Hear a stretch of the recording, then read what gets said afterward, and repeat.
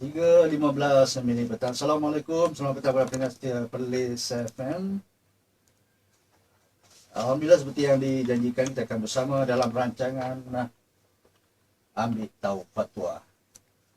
Baiklah, bersama saya di studio Perlis FM pada petang ini, iaitu saya bersama Dato' Dr. Muhammad Asri Zainal Abidin, Mufti Negeri Perlis. Assalamualaikum Dato'. Assalamualaikum.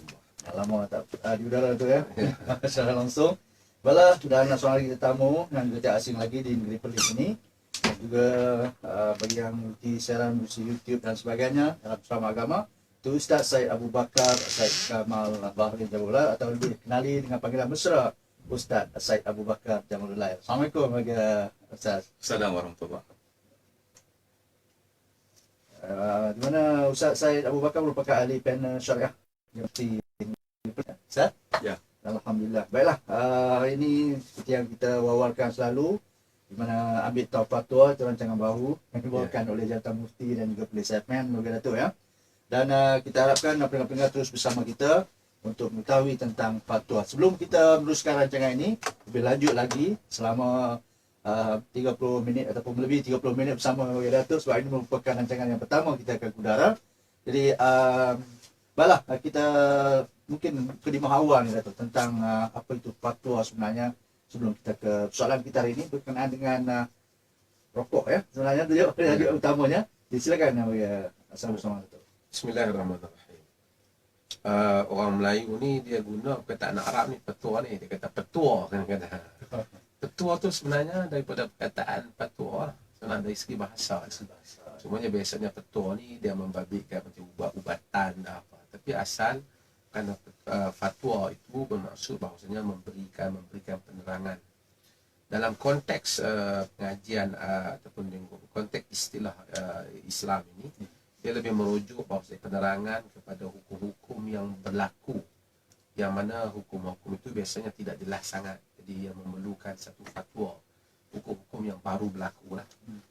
Orang tak perlu fatwa apa hukum arak, orang tak perlu, yang dia dah jelas. Tapi ada perkara-perkara yang mungkin tak jelas, adakah hal ini hukumnya haram atau halal, yang mana memerlukan penyelidikan atau memerlukan semakkan daripada seseorang tokoh ilmuwan, maka dijadikan dengan fatwa lah. Cuma dalam konteks Malaysia ni, kita sebut fatwa tu ada yang rasmi dan yang tidak rasmi. Jadi kalau orang biasa kita pergi tanya satu orang alim, dia bagi satu pandangan hukum, tu fatwa juga sebenarnya, cuma dia tidak rasmi lah. Tidak. Itu dia diserahkan sebagai fatwa juga. Itu perkataan fatwa. Di bahasa ada juga akta juga. Ya, ada pada afta yufti. Ya. Istilahnya fatwa. Bila di negeri Perlis ni, pengusi fatwa adalah di bawah Datuk. Ya. Fatwa, kalau macam saya kata tadi, kalau satu orang alim kita jumpa, kita tanya hukum, dia bagi hukum, itu fatwa. Tapi bila kita kata dalam konteks pentadbiran yang rasmi, fatwa rasmi di negeri Perlis ini adalah fatwa yang berada di bawah Jabatan Mufti Perlis, yang mana saya sebagai pengusinya, dan ada ahli-ahli fatwa kita. Ahli-ahli fatwa kita ni terdiri daripada tokoh-tokoh ilmuwan yang besar lah di Malaysia ni, bukan orang Perlis saja. Daripada Dr. Zaharuddin, Dr. Ruzaimi, Dr. Basri, ramai lagi lah dan mereka semua Dr. Rabi dan juga orang Perlis juga, Datuk Mat Dibia dan semuanya ada di dalam fatwa. Fatwa ni dalam prosesnya apabila setelah tak boleh, bukan mufti kalau bagi pandangan dia tak jadi rasmi, dia kena melalui jawatan kuasa tu. Setelah jawatan kuasa itu berbincang, bersetuju terhadap sesuatu pandangan, dan setelah dia bersetuju satu pandangan, kita akan bawa lagi pandangan yang telah disetujui oleh majlis jawatan kuasa fatwa itu ke Majlis Agama Islam. Majlis Agama Islam pula endorse pula di bawah tuanku. Setelah dia endorse, barulah kita namakan fatwa negeri. Kalau sekiranya dia endorse dan dia gazette, dia jadi undang-undang. Jadi undang-undang. Dipahami oleh pendengar dan masyarakat ikuti siaran pelihatman kita ini. Baiklah, saudara, kita akan ke tajuk utama kita sebenarnya. Di tajuk yang pertama dalam rancangan Ambil Tahu Fatwa pada hari ini, iaitu haram merokok di tempat orang tu ya. Jadi kita tahu sebelum ni dah dimaklumkan, diwawarkan dalam khutbah dan sebagainya Datuk. Jadi apakah pandangan Datuk tentang hukum merokok? Terima kasih. kita fatwa merokok di tempat awam ni secara rasminya belum keluar lagi. Tapi hukum merokok tu dah ada lah. Tapi tajuk ni kita pilih kerana sekarang ni kerajaan sedang panas memperkatakan tentang hal ini. Jadi hukum ni maksudnya perkara ni boleh dikatakan hampir keseluruhan ulama dalam dunia moden ni setelah mengkaji rokok, melihat kesan rokok, bersetuju rokok adalah sesuatu yang haram. Walaupun ada pandangan-pandangan dulu yang kata rokok makruh dan seumpamanya, kerana barangkali bahan kajian jenis-jenis rokok dahulu. Tapi rokok ternyata tidak ada satu kerajaan lagi yang menggalakkan merokok. Sehingga kita pergi kotak rokok pun ditunjuk dah bahaya rokok itu. Di kerajaan dan mana-mana di California umpamanya tak benarkan kisah rokok di hadapan orang ramai. Itu negara yang bukan Islam. So rokok haram kerana Islam ni dia datang, syariat dia banyak. Antaranya dia menjaga diri kita daripada kemusnahan. Diri kita ni walaupun nama diri kita tapi milik Allah Subhanahu Wa Taala, hak Allah. Sebab tu kita tak boleh terjun bangunan bunuh diri. Kita kata pasal apa? Mati pilah diri aku, tak boleh. Pasal Allah larang, hak dia bagi kita. Saja-saja pergi potong tangan kita, tak boleh, haram. Saja-saja kita rosakkan diri kita, tak boleh. Kerana Allah katakan wala tulqu bi aydikum ila tahluka. Jangan kamu campurkan diri kamu ke dalam kebinasaan. Itu dia. Ya. Pandangan Datuk. Ya, maka rokok adalah merupakan haram, bukan saja diperoleh kata haram.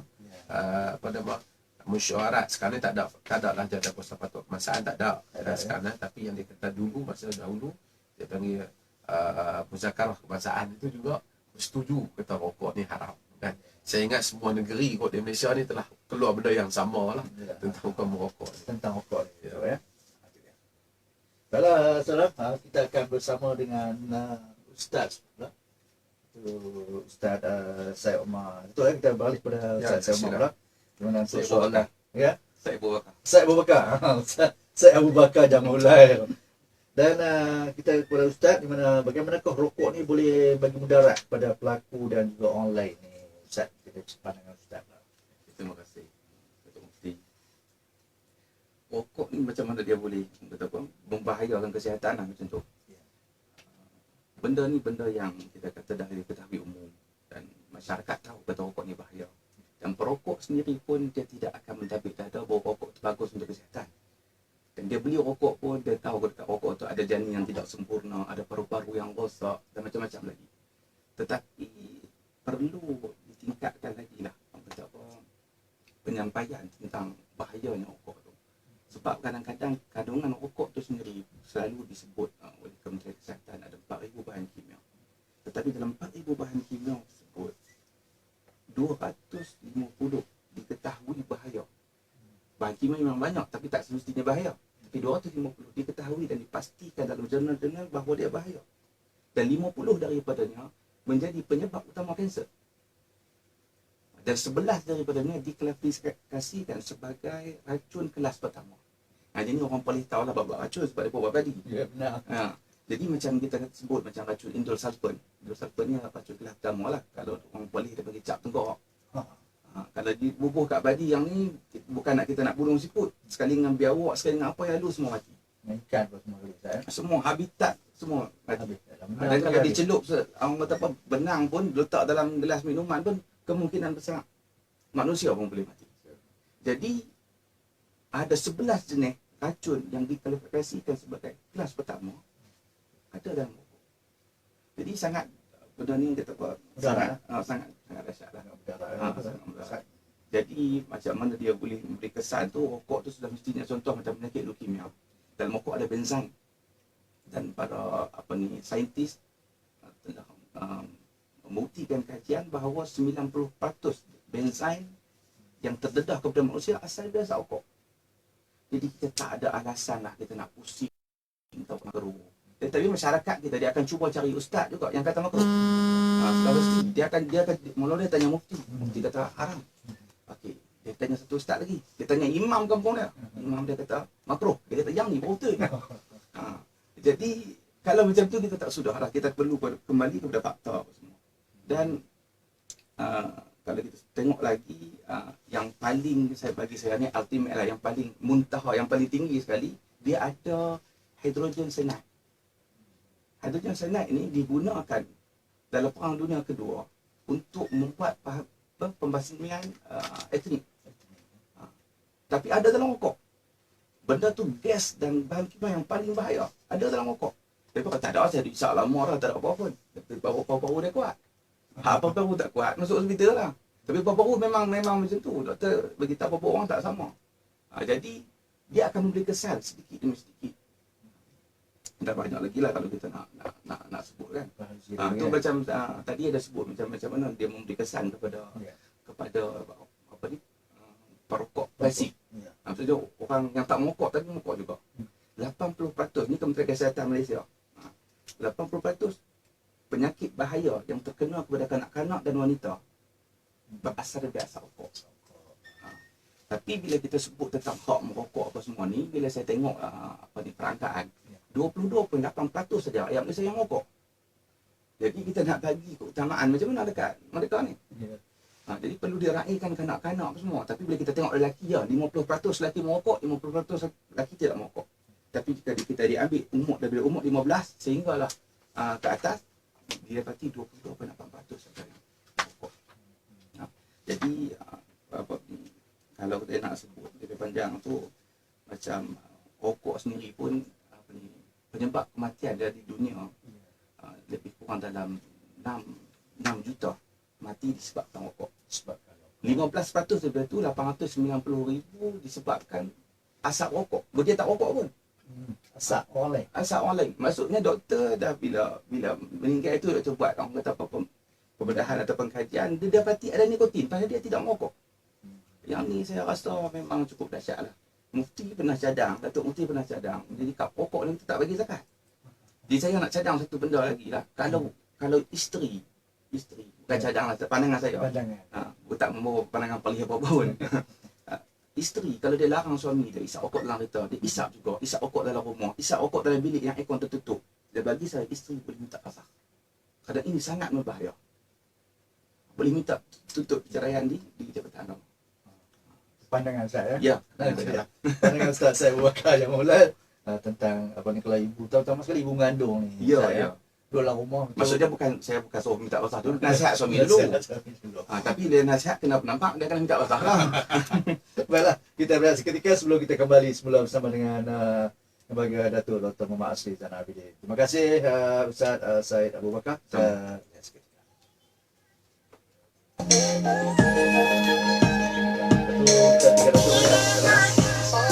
Pandangan Datuk tentang mereka yang mengganggu ruang awam dalam Ada yang sedang berjalan, ada yang sedang melayat, ada yang juga diam kasar, ada yang baru belajar, juga ada yang bosan dengan kerja. Tak kisah kita di mana, kita mula dengan nama kebesarannya. Mau sekecil mana kita langkah, walau dunia semua masalah, usaha dan doa jangan lupa, sebutkanlah Bismillah, sebutkanlah Bismillah.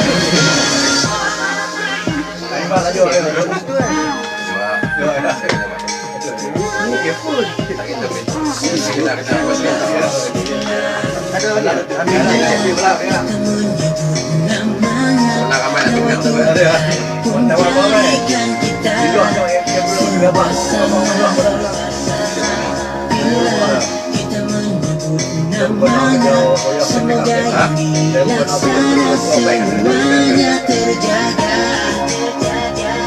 Tapi sekitar di mana kita mula dengan nama kebesarannya.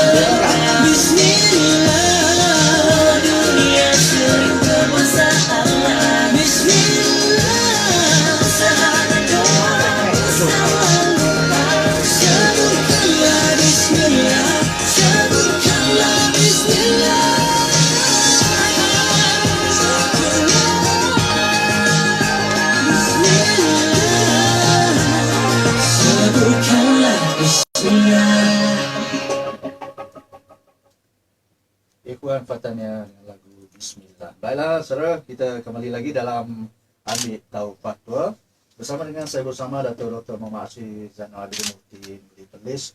Dan untuk yang kita tu kita ke soalan yang seterusnya bagi anda yang mesti saya pilih apa yang ketika ini. Apakah pandangan Datuk tentang mereka yang mengganggu ruang awam Datuk dalam memenuhi kehendak pribadi? Terima kasih. Ada beberapa perkara yang saya nak sebut. Dalam Islam ni kadang-kadang ganggu tu tak besar, bau saja. Bukan bahaya. Contohnya bawang. Orang yang makan bawang putih, Nabi tak bagi dia datang ke masjid masa ganggu orang. Nabi kata man akala min hadhihi syajaratul khabith fala yaqrabanna masjidana hatta yadhhaba rihu. Siapa yang makan daripada pokok yang busuk ni jangan mari. Padahal nak main sembahyang, nak buat baik. Kalau bau pun tak mati pun bawang putih kita daripada makan. Ada juga fadilat bawang putih. Nabi tak bagi datang masjid.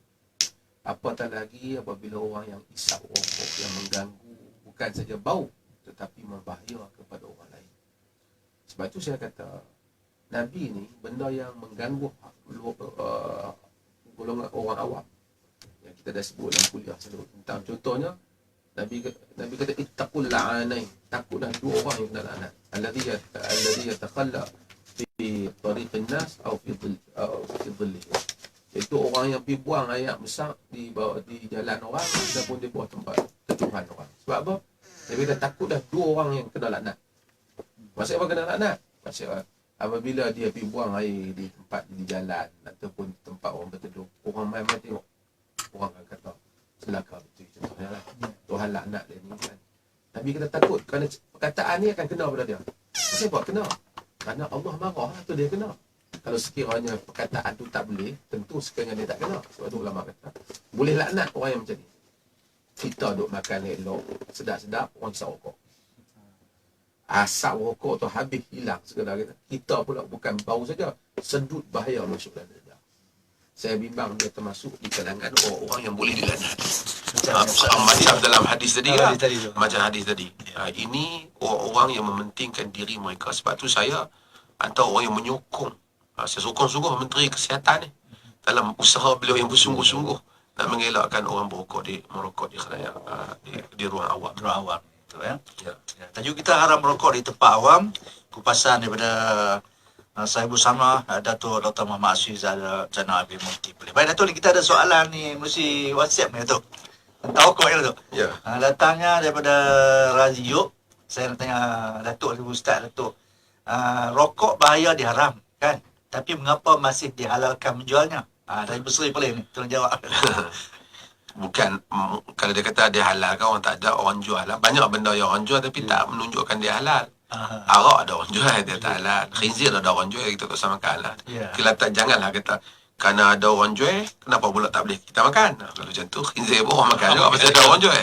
Jadi ini bukan satu alasan lah. Tapi saya nak alasannya dia haram lah. Dia haram sekalipun ada orang jual, dia haram. Itu bukan satu alasan. Kerajaan di bawah dia macam-macam benda-benda kan. Sebab, tapi saya nak tambah yang tadi, kadang-kadang yang Ustaz Said Abu Bakar sebut tadi itu penting. Suami isteri kadang-kadang jadi mangsa. Ada isteri yang meninggal kerana kesan daripada rokok suaminya. Ada anak-anak kita, saya kadang-kadang heran tengok ada bapa disap rokok dalam kereta, anak sebelah ada duduk tu dengan isteri dia. Anak kecil. Kata para fuqaha, seseorang isteri boleh meminta pasakh dengan suaminya apabila dia terancam di dua sudut. Satu, terancam pada fizikalnya. Maksudnya dia rasa bahaya pada diri dia. Dia berpukul. Yang kedua ialah apabila dia terancam pada psikologi dia. Maki ke apa. Rokok ni, yang mana isteri dan anak-anak dia duduk di rumah, dia duduk rokok depan dia. Dari segi kesihatan terancam. Dari segi psikologi pun memang tertekan. Hari duduk bau benda yang sama. Tapi kalau tanya dia nak buat macam mana, dia duduk isap. Kalau kita kata dia marah pula. Kadang-kadang sanggup pekin. Kita kata duit. Kerana nak beli rokok. Pekin ni jimat lah. Bahasa kita kan. Jadi hari-hari bersama suami kan, dalam kenderaan di rumah, dia pun bermana saja kan. Kesan dia. Yang dapat uraikan bersama kita untuk ambil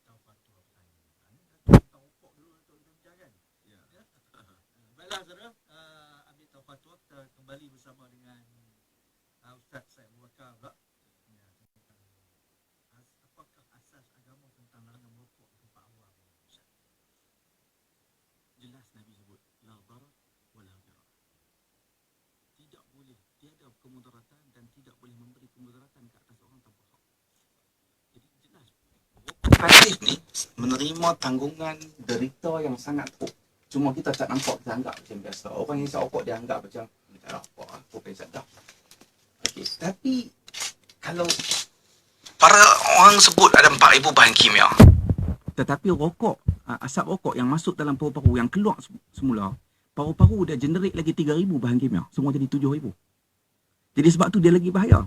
Sebab apa jadi lagu tu bila kita tanya pakar paru-paru, sebab paru-paru rokok ni dah potong. Rokok yang ada bahan kimia yang berbahaya tu masuk. Dan bila dia tahu, yang tu lah yang isteri-isteri sedut, yang tu lah yang anak-anak sedut. Sebab tu kalau kita lihat, orang kata apa, kalau saya sebut tadi, ada racun. Racun kelas pertama. Racun kelas pertama ni semua orang tahu. Daripada yang buat pendang, saya rasa orang buta huruf pun tahu lah. Sebab, okey, kelas ketiga untuk kita kata racun rumput, kedua untuk racun anak-anak dan lain. Tapi racun pertama ni memang untuk bunuh orang. Dan ada 11. Nabi sebut dalam hadis Bukhari dan Muslim, "Wa man tahassa summan faqatala nafsah." Siapa yang minum arak, yang minum racun, lepas tu dia membunuh dia dirinya terbunuh.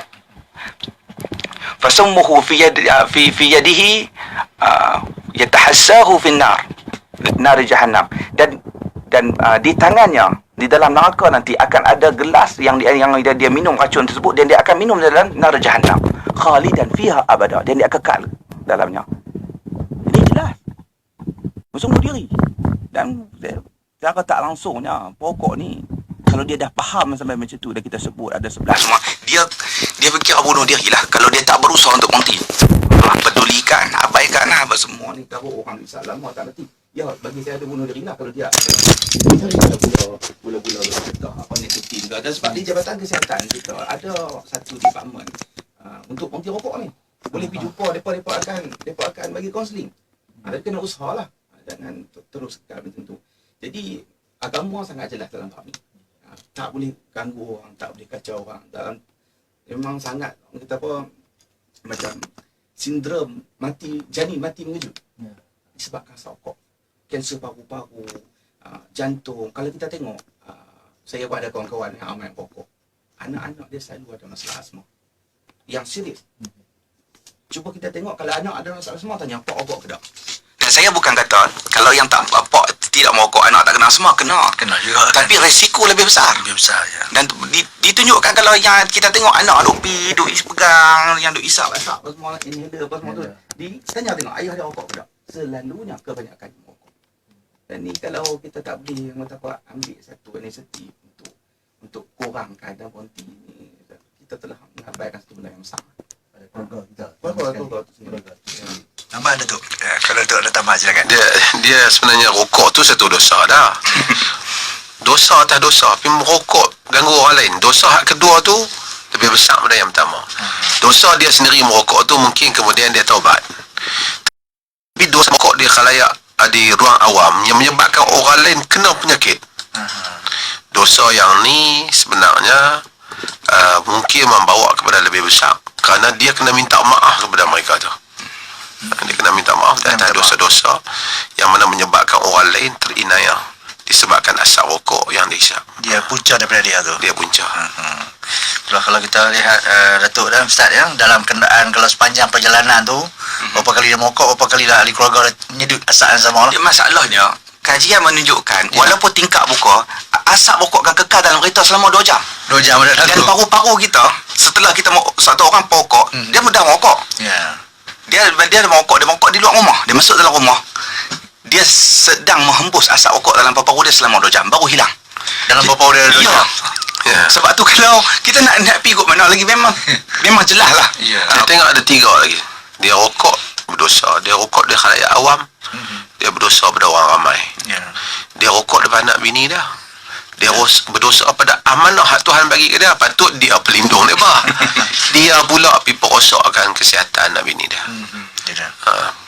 Tak, kalau anak-anak dia merokok, pergi beli rokok, dia pula marah. Contoh dia tiap hari dia yang tunjuk. Dah suruh pergi beli lagi lah tu, Datuk macam mana? Dia suruh pergi beli pula. Lepas tu kalau tu budak tu buka tengah jalan, pisap dia batang, marah dia kata. Ya, kalau tadi kita sebut tentang rokok, adakah vape juga diistilahkan benda yang sama ni? Bisa sikit tentang tadi. Vape ni saya baca Jabatan Kesihatan dan Khidmat Manusia Amerika Syarikat, dia menjelaskan dalam vape, vape ni dia lebih terbuka sebab dia pembakaran. Pembakaran yang memulai wap air. Dia lebih terdedah kepada paru-paru, lebih mudah. Paru-paru mudah lagi menjerat. Tapi cuma nikotinnya kurang.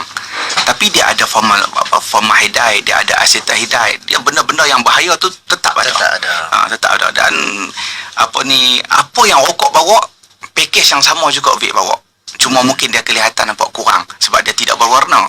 Maksudnya bila kita sedut asap dia tu, asap macam kita kata dapur, kalau kita buat lakukan tutup dinding jadi hitam. Dan rokok kalau kita sedut dalam satu tempat dia akan jadi kuning. Dan vape selalunya dia dengan wap yang tu dia jadi nampak span, tak ada apa putih. Tapi sebenarnya dia ada kesan. Ada kesan. Dan dia pembakaran tersebut dia menghidupkan dua unsur logam, nikel dengan kronium. Yang ni berbahaya untuk kesihatan. Disebut dalam jurnal. Yang depa yang duk kata tak ada apa ni, ayat aja. Itu depa kata lah. Mungkin orang yang bisa kata lah kan. Baiklah, untuk anda yang baru mengikuti Perlis FM, kita bersama dalam ruangan ambil tahu fatwa petang ini bersama dengan saya bersama Datuk Dr. Muhammad Asri Zainal Abidin, Mufti Kerajaan Negeri Perlis, dan Al-Fadhil Ustaz Syed Abu Bakar Jamalul Lail. Dua tetamu istimewa yang telah mengupas tajuk haram merokok di tempat awam tentang fatwa di negeri Perlis. Banyak lagi fatwa-fatwa akan kita bincangkan di Perlis FM ni setiap minggu pada hari Jumaat jam 3.10 petang. Baiklah, kita akan ke rumusan terakhir bersama Datuk. Sebelum tu Datuk ni, sebelum nak ke rumusan ni, ada juga tajuk panas juga sekarang ni Datuk. Kalau semalam pun ada dengar di Masjid Alwi ni tentang, mungkin Datuk nak kupas dulu sebelum kita ke kesimpulan tajuk kita hari ni Datuk ya. Jadi tentang apa? Membantah penyikiran imam masjid yang menjadi panah kalau di media pun. Dan semalam saya dengar Datuk dah huraian, dah perjelaskan di Masjid Alwi. Dan mungkin hari ni ada juga kita tengok di WhatsApp yang dihantar ni, kita ni Datuk nak komen sikit. Silakan Datuk. Dia kata bantah kena sengaja nak buang imam dia.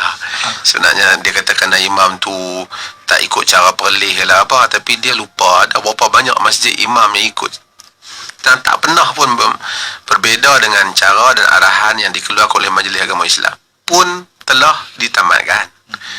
Jadi tamatkan ni bukan isu ni, tapi isu seperti mana saya sebut, kita memerlukan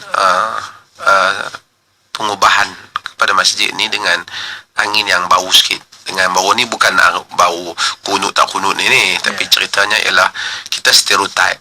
Jadi kita mau kepada semangat yang baru sikit, tapi dah ikut enactment pun umur 60 ni tak boleh pegang lah, melainkan dengan keizinan majlis. Jadi majlis telah buat keputusan bahawasanya nama-nama ini, dan akan ada lagi yang 60 ni akan kita rehatkan. Bukan kata tak boleh sumbang yang lain, dia boleh sumbang, kerana nak beri ruang kepada orang muda atau imam yang lebih muda, dan pegawai kerajaan sihat-sihat 60 tahun pun ada kena pencen. Ni ada imam 70, 88 pun ada. Tadi saya masa khutbah saya sebut sebagai contoh, Serta Khalid Al-Walid, dia lebih baik, hebat pada kita. Panglima perang hebat, berjasa banyak. Mari Sayyidina Umar naik jadi pemerintah, Sayyidina Umar telah tukar dia. Bukan tukar, biasa berhentikan dia duduk tengah-tengah perang, elok menang tu. Kena berhenti, lantik Abu Ubaidah Al-Jarrah jadi panglima. Padahal Khalid ni tak ada rekod, tak pernah kalah pun. Semua orang puji, sehingga tentera semua orang kalau sebut nama Khalid rasa Jakim menang lah. Tapi bila kena dapat surat tu, dia tengok, dia simpan. Dia takut tentera jadi kelang kabut. Habis dah semua elok, baru dia habang kata Omar dah naik jadi khalifah ni, dia pecat aku. Tu pecat semua tu, tu betul pecat tu. Dan nanti Abu Ubaidah Al-Jarrah. Tapi dia ada satu kata-kata dia yang bagus. Dia kata, ana la uqatilu min ajli Umar, wa innama uqatil min ajli Rabbi Umar. Aku bukan perang kerana Umar, aku perang kerana Tuhan Umar. Sekarang dia kata, aku jadi tentera bawahan, ikut Abu Ubaidah. Kerana apa? Kerana dia tahu bahawasanya ini adalah keputusan ulil amri, pemerintah. Pemerintah buat keputusan kalau dia kata di masjid tu tak nak sembahyang zuhur dah, itu kita kena lawan lah. Tapi dia bukan tak ada. Imam dia bagi ganti hak lama saja. Sembahyang zuhur macam tu lah juga, sembahyang asar macam tu lah juga, ganti saja imam. Dan imam itu tengoklah dulu sebelum kita, dan Nabi kata as-sam'u wa ta'a 'ala imri'in muslim fima ahab aw karih ma lam yu'mar bi ma'siyatin fa idza umira bi ma'siyatin fala sam'ata wala ta'a. Satu orang kena dengar dan taat bila diperintahkan selagi mana bukan dia suka ataupun tak suka, kata Nabi. Kalau pemerintah suruh kena dia taat selagi bukan maksiat. Kalau maksiat tak boleh dengar taat. Kalau dia hantar mai tu imam mayang zuhur 5 rakaat, lepas tu semayang subuh pergi buat 3 rakaat jenis tak reti, Fatihah tak baca, yang tu kita kira salah lah, tak boleh ikut lah. Tapi kalau kita hantar imam yang lebih baik, yang lebih muda, yang mungkin bukan soalan nak jadi imam saja, kita minta untuk memajukan aktiviti-aktiviti lain di masjid. Kita ni perleh ni saya nak sikit nak sebut. Kita cuba banyak benda. Misalnya kita cuba tuition di masjid. Kita cuba supaya masjid menjadi inspirasi kepada anak-anak muda. Banyak benda ni kadang-kadang dia suka nak dicapai. Kalau sekiranya imam-imam ni dia tak main kursus sekali, dia tak main hadir perjumpaan. Bukan soal-soal benda-benda kecil-kecil dia kata tu. Tujuannya kenapa? Tujuan kita bila kata Maibs nak cara fikir rakyat Perlis ni yang maju ke depan. Macam mana cara nak buat? Melalui masjid-masjid. Masjid-masjid melalui siapa? Melalui imam-imam. Imam-imam kita panggil kursus tak main. Susah juga tu. Sebab itu maka banyaklah sebab, bukan semua tu tak main saya kata. Jadi banyak sebab lah. Kemudian masjid tak boleh lah. Saya tengok kadang-kadang ada bantah tu kebanyakan Facebook dia kalau link semua parti politik semua tu. Itu je pun satu masalah kan lah. Itu dia ulasan Datuk tentang pemanjatan imam yang ada ditunjukkan juga dalam WhatsApp yang kita terima pada petang ini. Dan kita akan ke kesimpulan akhir sebelum kita berpisah dalam ruangan ambil tahu fatwa pada petang ini. Bersama dengan saya bersama Dr. Muhammad Asri Zainul Abidin, Mufti Kerajaan Negeri Perlis, dan Fadil Ustaz Syed Abu Bakar Jamalulail, Ahli Panel Syariah Jabatan Mufti Negeri Perlis. Tajuk kita hari ini, haram merokok di tempat awam. Kalau Datuk tentang apa pandangan Datuk pula dan saranan Datuk dalam mencapai hasrat kerajaan ini seperti yang diwakilkan oleh Kementerian Kesihatan dan sebagainya? Saya lihat bahawasanya sebenarnya untuk suruh orang Islam berhenti merokok ni patutnya mudah lah. Sebab kita ni bukan larangan kesihatan di atas kementerian larang, agama larang. Dan kita semua orang Islam tahu bahawasanya mengganggu orang ramai ni haram. Jadi saya rasa kalaulah kita ni, kalau kementerian tak keluarkan arahan pun, nas-nas agama sudah mencukupi untuk menjadikan satu orang tu tidak merokok. Kata kalau teruklah sangat orang tu, tak isap rokok, tagih sangat, teruk macam mana pun perasaan dia pergi lari ke belakang mana-mana, dia isap seorang-seorang lah. Dia musnahkan diri dia seorang. Jangan musnahkan orang lain juga. Jadi kita hak musnah diri kita tu dosa dah. Isu nak berjawab di akhirat orang-orang yang tersedut asap rokok kita tu macam mana? Nak pergi minta maaf macam mana? Yang dengan tu saya rasa kalau kita ada semangat itu, kita akan berhenti daripada merokok di hadapan di khalayak ramai ataupun di ruang awam, insyaAllah. Tak kira di mana Datuk restoran, di stadium dan sebagainya telah disediakan Dan sikit tambahan Ustaz, silakan. Bila kita sebut rokok ni, baru ni ada orang fight 7 individu fight untuk lawan kementerian. Tapi apa-apa pun kita bukanlah kita kata condemn, tapi kita perlu sebut sebab tu adalah satu sejarah yang berlaku di Malaysia. Satu sejarah di Malaysia, rakyat Malaysia tuntut untuk kemudaratan. Tak pernah berlaku. Dan kita perlu tahu, tapi dia ada hak sebab undang-undang yang tertinggi di Malaysia perlembagaan. Raja sendiri pun berpandukan perlembagaan. Jadi di sini semakkan kehakiman perlu untuk tengok di mana limitasi Kementerian Kesihatan untuk buat kawalan ni daripada Akta Pemakanan tahun 1983 tu. Dan macam mana juga adakah benda ni mengganggu? Jadi itu terbelang lah. Tapi yang masalah ni dia jadi kontradik. Apabila fatwa dah wujud, jika menang di pihak sana pun takkan nak file dekat mahkamah syariah juga nak lawan fatwa haram rokok. Tapi yang kita perlu jelas, depa tak bantah kata rokok haram, tapi depa tak puas hati kena hisap 3 meter dia. Depa tak boleh hisap. Itu yang Kalau anak-anak dia nak isap pun dia tak pergi. betul. Anak isap depan dia tak boleh. Tak boleh.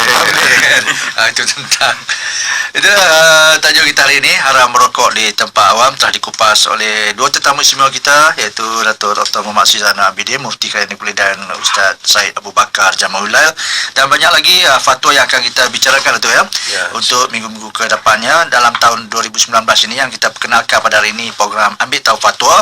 Antaranya akan dibicarakan nanti, akan satu persatu akan kita mungkin fatwa zakat emas perhiasan, fatwa berkaitan Abbas Dato' ya. Abbas ya, pencemaran alam sekitar dan sebagainya, banyak lagi. Itu mungkin isu-isu yang semasa yang akan kita utamakan dulu tu ya, dengan apa kita kupas di minggu yang mendatang ini. Baiklah, itu saja dari kami petang ini dalam Ambil Tahu Fatwa yang dibawakan oleh Jabatan Mufti Negeri Perlis dengan kerjasama Perlis FM. Kita jumpa lagi. Assalamualaikum warahmatullahi wabarakatuh. Assalamualaikum warahmatullahi.